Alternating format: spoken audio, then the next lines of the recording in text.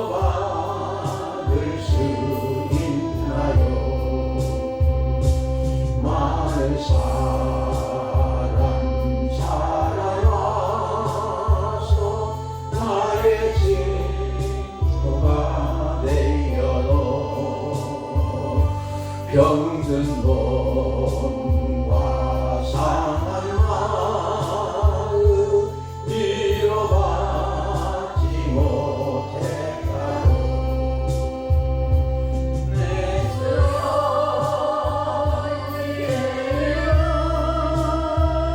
불쌍히 여겨주소서.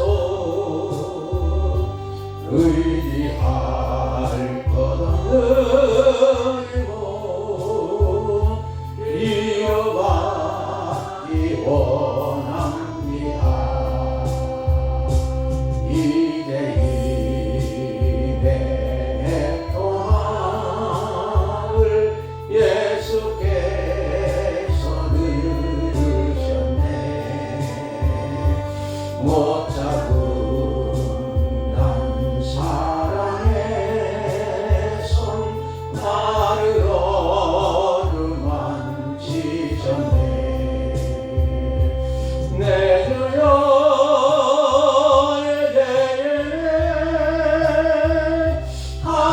하시던 걸 흘리느라 오늘 주여 나 이제는 아무 걱정 없습니다.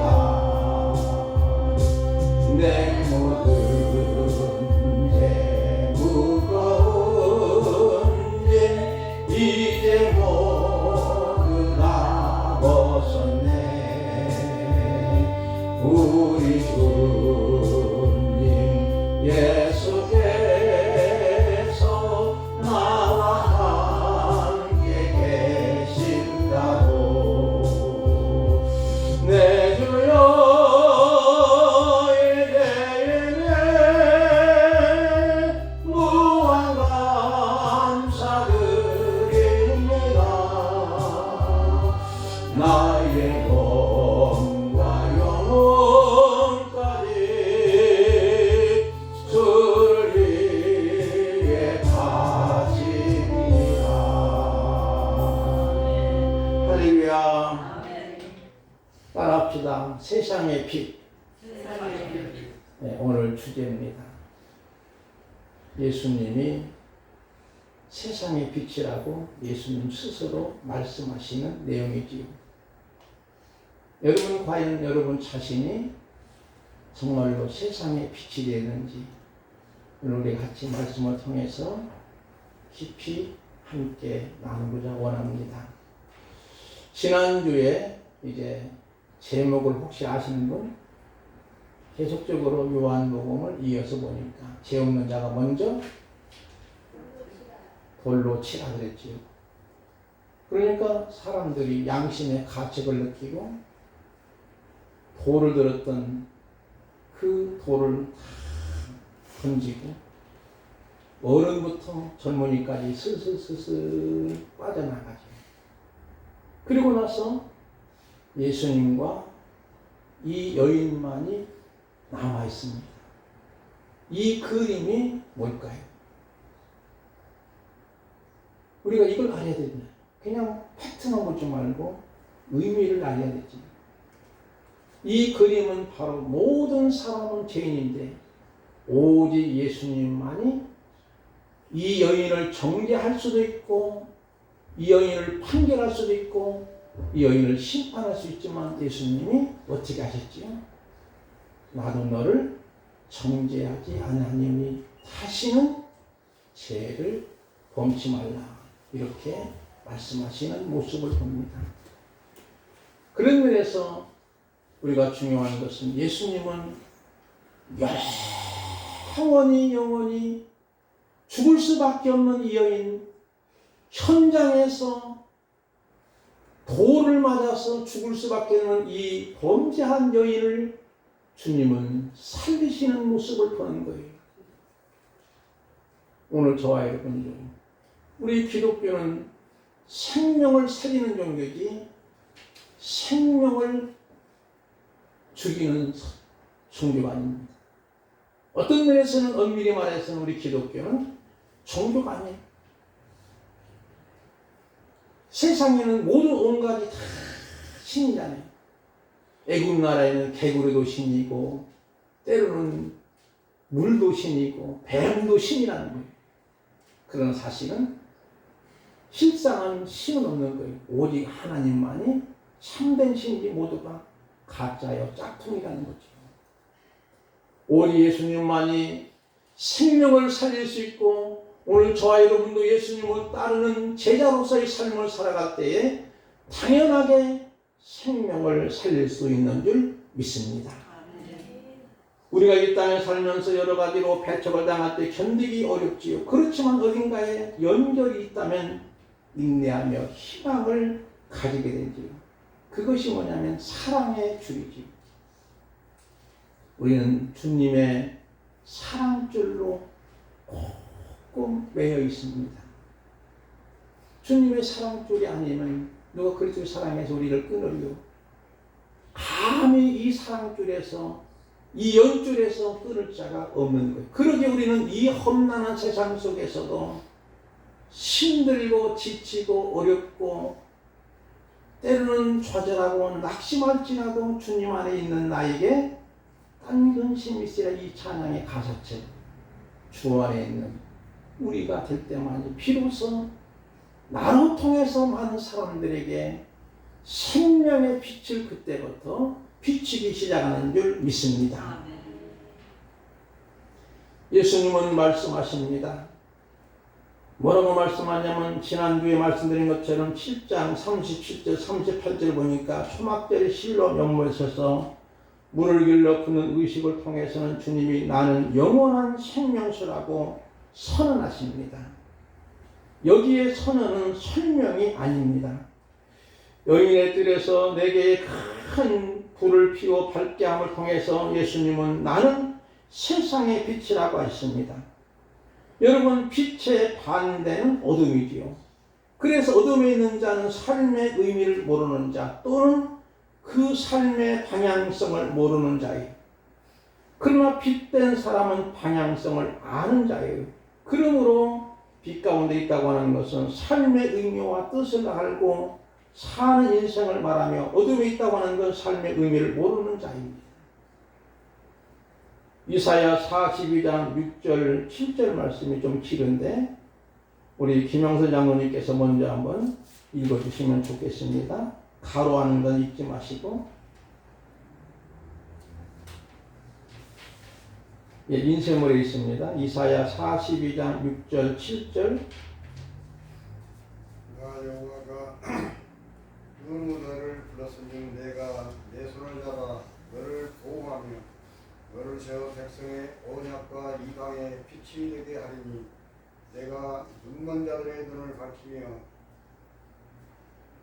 갇힌 자를 감옥에서 이끌어내며 흑암에 앉은 자를 감방에서 나오게 하리라. 아멘. 여러분, 이 말씀은 어느 정도 이해가 되시나요? 이 말씀을 보면 나 여호와가 바로 하나님이 의로 너를 불렀다는 거예요. 사실은 아까 말씀드린 것처럼 의는 없나니 하나도 없는데 왜 오히려 우리를 의로 너를 불렀은지 의롭다 칭함으로 너를 후원해서 내가 너를 부르신다는 거예요. 불렀다는 거예요. 그래서 내가 내 손을 잡아 너를 보호하며 하나님이 내가 너를 굳세게 오른손으로 붙잡고 너를 보호할 것이고 또 너를 세워서 하나님의 언약의 백성 그 백성으로 삼고 마침내는 이방의 빛이 되게 한다는 거예요. 안 믿는 사람들에게 빛이 비춰지는 거예요. 이번 추석을 앞두고 우리의 가족의 모임이 있을 수 있습니다.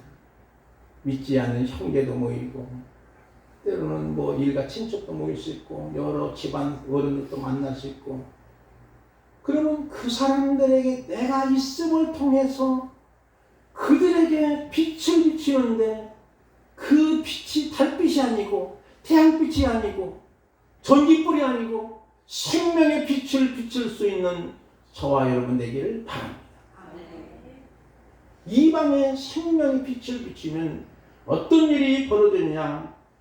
내가 눈먼 자들의 눈을 밝히며, 이 말은 삶의 의무와 뜻을 알게 하는 것이고, 갇힌 자를 감옥에 끌어내며 지를 알게 함으로 진리가 너희를 자유케 하는 거예요. 다음 주에는 이 말씀을 증거하려고 준비 중에 있습니다. 흑암에 있는 자는 깜방에서 나오게 하리라. 바로 뭘까요?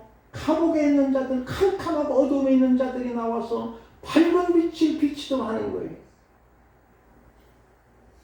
예수님의 삶과 가르침 인생의 뜻을 알게 하시는 삶을 사신 거예요. 오늘 저와 여러분도 마찬가지예요.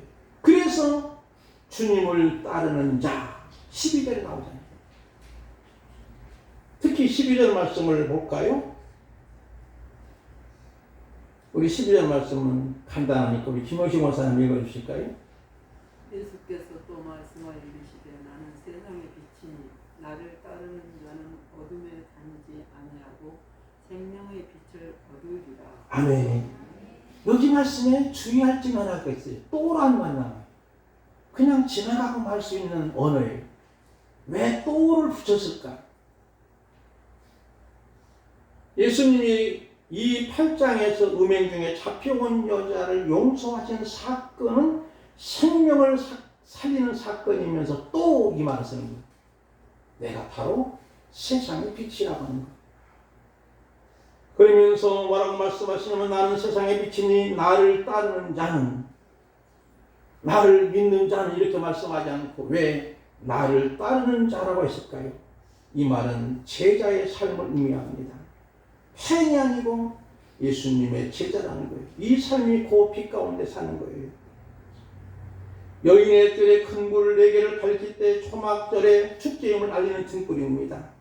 이때 예수님은 나는 세상의 빛이니 나를 따르는 자는 어둠에 다니지 아니고 생명의 빛을 얻으리라 이렇게 말씀하시니 13절 말씀 이 바리새인들, 하나님을 섬긴다고 하는 이들은 율법도 잘 알고 성경도 박사예요. 능통한 자들이. 그런데도 이들은 잘못된 종교인들이었어요. 예수님을 죽이려고 하는 거예요. 기독교는 생명을 살리는 종교인데 오히려 이 사람들은 예수님을 죽이려고 하는 아주 나쁜 자들이. 바리새인들이 뭐라고 말하지요? 내가 너를 증언하니 너를 위해 증언하니 내 증언은 참되지 않다. 그 가짜다 하는 거예요. 14절 말씀 예수님 대답하기를 내가 나를 증언하여도 내 증언이 참되니 나는 내가 어디서 오며 어디로 가는지 알거니와 너희는 내가 어디서 오며 어디로 가는지 알지 못하느니라. 무슨 말이냐면 예수님이 이 땅에 오신 것은 예수님 스스로 오신 것이 아니고 하나님이 보내시고 또 하나님께로 부름을 받고 가시는 건데 그것은 나는 알지만 너희들은 알지 못해. 이런 이야기죠. 그래서 내가 홀로 나를 증언해도 예수님은 참되다는 말씀이에요. 그래서 14절 말씀이 그런 말씀이고 15절도 마찬가지죠. 너희는 육체를 따라 판단하나 나는 아무도 판단하지 아니하노라. 그러면서 만일 내가 판단하여도 내 판단은 참되니 이는 내가 혼자 있는 것이 아니오 나를 보내신 이가 나와 함께 계심이라. 주님이 함께 계시는 분은 하나님이시라는 거죠. 그러므로 결과적으로 하나님께로부터 오셨고 하나님께로부터 가시는 분인데 너희는 도무지 나에 대해서 알지 못해. 내가 증언하더라도 나만 하는 것이 아니고 아버지 하나님이 하시는 거야. 그래서 18절도 보니까 내가 나를 위하여 증언하는 자가 되고 나를 보내신 아버지도 나를 위하여 증언하시느니라고 말씀합니다. 자꾸 예수님의 꼬투를 잡아가지고 어떤 정치인이 뭐 꼬투를 잡아가지고 자기를 뭐 조사한다고 하지만 무언가 팩트가 있으니까 조사하는 것이 아니겠어요? 그런데 이 바리새인들은 자꾸 예수님의 꼬투를 잡고 함정을 파기도 하고 지난번에도 현장에 음행하다 잡힌 여인을 데려와서 예수님을 올무를 놓으려고 함정을 파지 않습니까? 율법에는 죽이라고 했고 로마 법에는 재판하지 않고는 감히 판결을 낼 수 없는데 만약에 죽이라고 하면 율법을 어기는 것이고 아니 죽일 것까지 있어 그냥 용서해 주지 그러면 로마법에 어긋나게 되고 예수님을 갖다가 함정을 파가지고 함정을 놓는 그들이지만 지난번에 말씀드린 것처럼 죄 없는 자가 먼저 돌을 칠할 때 모두가 양심의 가책을 느끼고 어른부터 자세히 스스로 빠져나가지 않습니까? 아무리 그들이 교활한 방법으로 그들의 오묘하다고 하는 방법으로 예수님을 어떻게라도 엮어가지고 올무를 놓고 함정을 파가지고 죽이려고 하지만 그러지 못하는 안타까움을 그들 자신이 느꼈을 거예요. 사랑하는 성도 여러분이여, 우리가 중요한 것은 이 땅에 우리가 무가천 인생으로 사는 것이 아니라 생명을 살리는 하나님의 도구로 쓰임받는 거예요. 하나님이 나를 이 땅에 보내신 거예요. 천대들의 많은 삶의 메시지를 이런 메신저로 살아간다면 사명자는 아닙니다. 왕위를 빼앗긴 자는 비참하지요. 그러니 왕이 거지가 되는 거죠. 모든 사람은 다 하나님의 걸작품입니다. 그럼 우리는 그 사람을 바라볼 때 나이나 학벌이나 배경이나 경제력 등을 보지 말고 하나님의 눈을 거쳐서 보는 시선으로 보게 되면 모든 사람이 하나님의 걸작품임을 알게 됩니다. 예수님은 자신이 홀로 증언한 것이 아니라 아버지가 증언하신다 하셨습니다. 즉 예수님 혼자 있는 것이 아니고 나를 보내시는 아버지가 나를 증언하시며 함께 계심이라고 하시는 거예요. 그러면 중요한 원리가 있어요. 하나님이 우리와 함께 하시기 위해 우리가 어떻게 살아갈 것인가. 29절 말씀을 우리 한번 전출자 목사님 읽어주실까요? 쭉 내려가서 나를 보내신 이가 나와 함께 하시도다. 나는 항상 그가 기뻐하시는 일을 행함으로 나를 혼자 두지 아니하셨느니라. 아멘. 30절까지 시작. 이 말씀을 하심에 많은 사람이 믿더라. 예, 많은 사람이 믿었다는 거예요. 여기까지 보면서 우리가 중요한 것이 뭐예요? 하나님이 기뻐하시는 일을 해야만이 하나님이 저와 여러분과 함께 계시는 줄 믿습니다. 하나님이 함께 하는 것이 기쁨인가요? 아니면 슬픈가요? 괴로움인가요? 부담이 되는가요? 하나님이 두고 가는 눈동자로 여러분을 지켜보신다면 두려운 남도 있지 않겠습니까? 인간인지라. 그러나 주님이 나와 함께 하신다는 것을 기쁨으로 감사함으로 영광으로 여기면 그분은 진정 하나님의 사람이고 하늘에서 난 자인 줄 믿지만 아니 하나님이 왜 간섭해? 나대로 살게 만들지. 내 멋대로 내 마음대로 내 뜻대로 내 방법대로 내 수단대로 살도록 만들지. 간섭하는 걸 싫어한다면 무언가 문제가 있는 거잖아요. 무언가 문제가 있는 거예요. 그러나 여러분이요, 아무런 문제가 없이 우리가 정말로 진실하게 성실하게 아름답게 소중하게 가치 있게 살아간다면 누가 보더라도 두려울 것이 없는 거고 당당하고 떳떳하고 아름다운 모습을 보여줄 수 있는 거예요. 마찬가지로 우리가 하나님을 기쁘시게 함을 통해서 하나님이 나와 함께 하시는 줄 믿습니다. 그러면 하나님을 기쁘시게 하는 방법이 뭐냐는 거예요. 하나님을 기쁘시게 하려면 어떤 이상한 상인공사가 이번에 복 받으려면 집을 팔아가지고 전부 헌금하며 내일 모레 주님 오신다는데 집을 가지고 뭐 있어? 그냥 하나님만 바쳐. 검사님 바치면 하나님 기뻐하실까요? 자기도 기뻐하지 않고 괴로울 거예요. 여러분, 내가 기뻐하면 하나님도 기뻐하십니다. 그래서 많은 분들이 기독교를 괴물로 만드는 경향이 너무나 많은 거예요. 그런 쓸데없는 잘못된 팩트를 가지고 어떤 분은 이상하게 이렇게 말씀하요. 야, 이번 달에 11조 미리 하나님께 예약해놓고 100만 원 내면 다음 달에는 1000만 원 소득을 주실 거예요. 맞지요? 안 맞지요? 맞아요? 안 맞아요? 맞아요? 맞아요. 하나님이 주신 거에서 하나님께 감사함으로 드리는 건데, 아니 하나님과 거래하냐고? 세상에 이렇게 많은, 어떤 분은 천일 기도하야만 복을 받는다.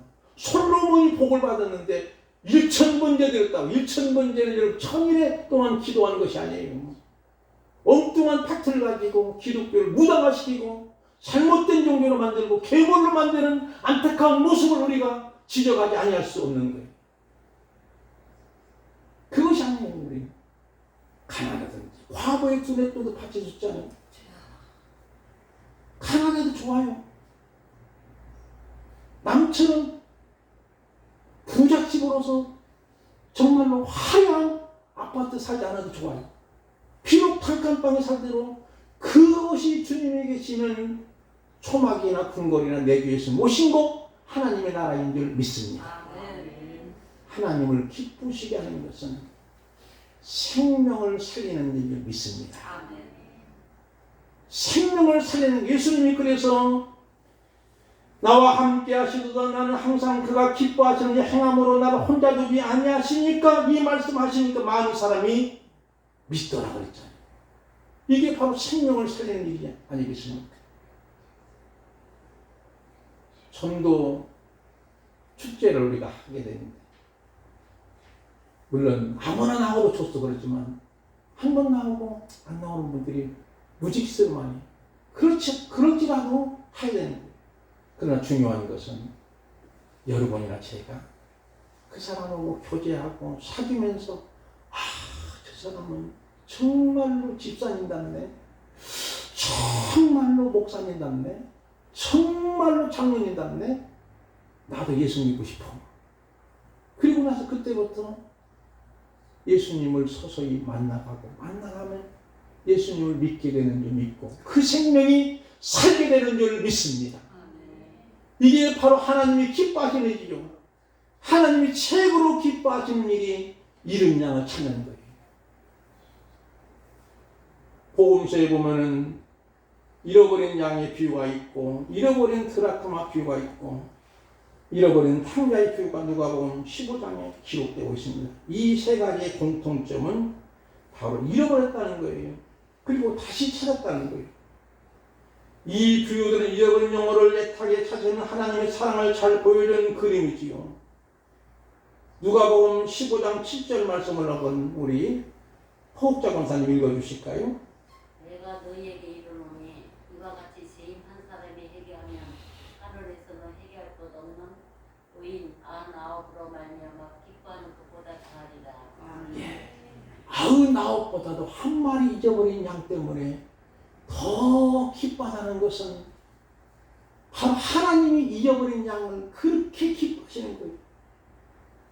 잃어버린 탕자가 아버지께 돌아오지 않습니까? 아버지 재산을 전부 허랑방땅 허비해가지고 완전한 거지가 됐어요. 완전한 가지를 우리 한국말로 말하면 알거지가 된 거예요.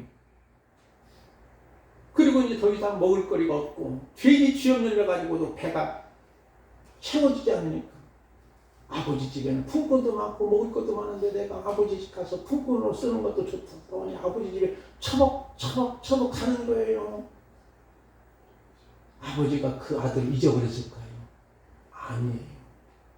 언젠가는 이 아들이 돌아올 것을 학소고대 하시면서 멀찍이에서 이 아들이 거지 중에 1등 거지가 돼가지고 오는 모습을 보고 아버지는 알아차리고 신발도 못 신고 달려가서 얼싸하는 거예요. 왜 얼싸놨을까요? 너무나 반갑고 기쁘고 죽었던 내 아들이 살아왔기 때문에 그런 것도 있지만 가장 중요한 원리는 뭐냐면요. 그 당시 아버지를 배반하고 부자식은 돌로 쳐 죽이는 일이 있는 거예요. 만약에 다른 사람이 먼저 눈에 띄었다 하면 야 저런 나쁜 놈, 아버지를 배반하고 아버지 재산을 갖다가 탕진했던 놈, 저놈을 이제는 물이 모여가지고 돌로 쳐 죽이다. 그리고 꼼짝없이 죽어야 돼. 근데 아버지를 먼저 싹 안으시는 줄 믿습니다. 바로 그가 나예요. 창자가 바로 나예요. 내가 죽을 수밖에 없지만 나를 안으시는 거예요. 세상 모든 사람들이 나를 죽이지 못하도록 하나님의 사랑의 손으로 얼싸는 줄 믿습니다.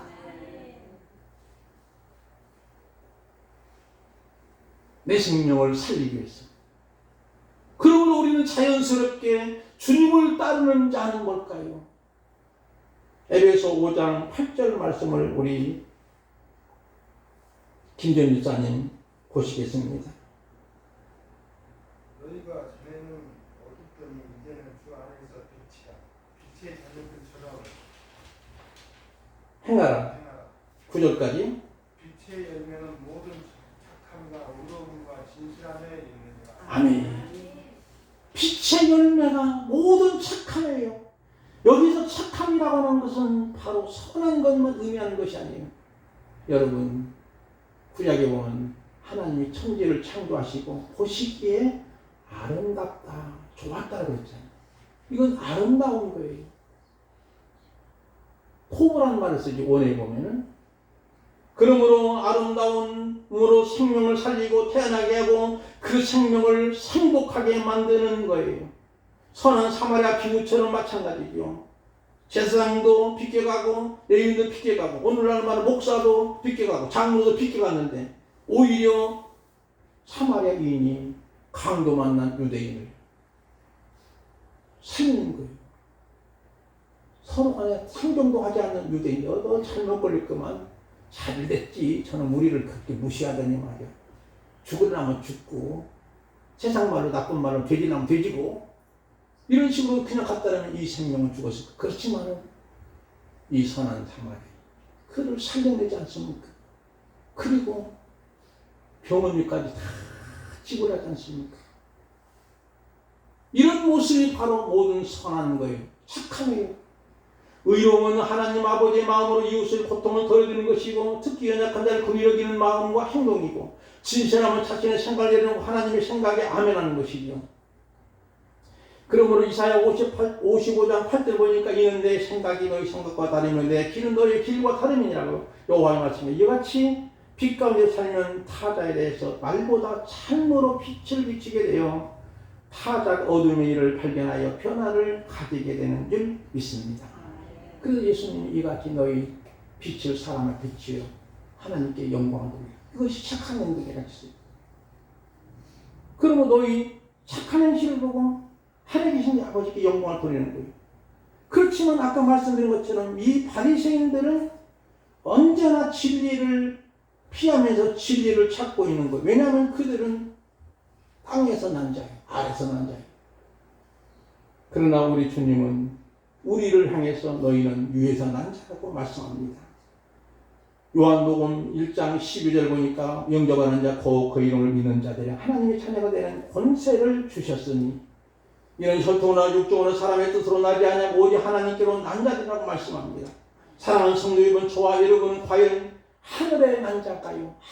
하나님께로 난 자인가요? 그러면 언제나 위의 것을 먼저 생각하는 사람이 되는 줄 믿습니다. 그것이 뭐냐면 바로 가장 중요한 것은 내가 생명의 빛을 비춤을 통해서 사람들을 살게 하는 거지. 나사로 가닥에 한 유대인이 가서 예수를 믿게 한 것처럼 저와 여러분 때문에 우리 주변에 있는 사람, 우리 가족들 살려낼 수 있는 은혜가 넘치기를 주님의 이름으로 축복을 드리며 그 가장 좋은 방법은 하나님의 밀이 땅에 떨어져 죽으면 많은 열매를 맺듣기 내가 때로는 헌신도 희생도 필요가 됩니다. 제가 이 찬양은 한 번도 불러보지 못했는데 어쩌다 보니까 가사를 보니까 너무너무 은혜가 되는 거예요. 눈물이 나는 거예요. 그래서 여러분이요, 가사만 한번 읽어보고 찬양 부르고 기도하겠습니다. 거룩하게 하소서. 진리의 주님이여 나의 마음에 죄악을 불태워 주시옵고 쓰심에 합당한 깨끗한 그릇으로 쓰임받게 하소서.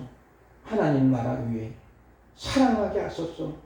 사랑의 주님이여 십자가로 우리를 화목하게 하셨으니 마음과 뜻과 정성을 다하여 봉사하게 하소서. 하나님 영광 위에 기도하게 하소서. 응답의 주님이여 나의 생각 나의 뜻 버리게 하옵시고 주께서 원하시는 바른 뜻 깨달아서 응답하게 하소서.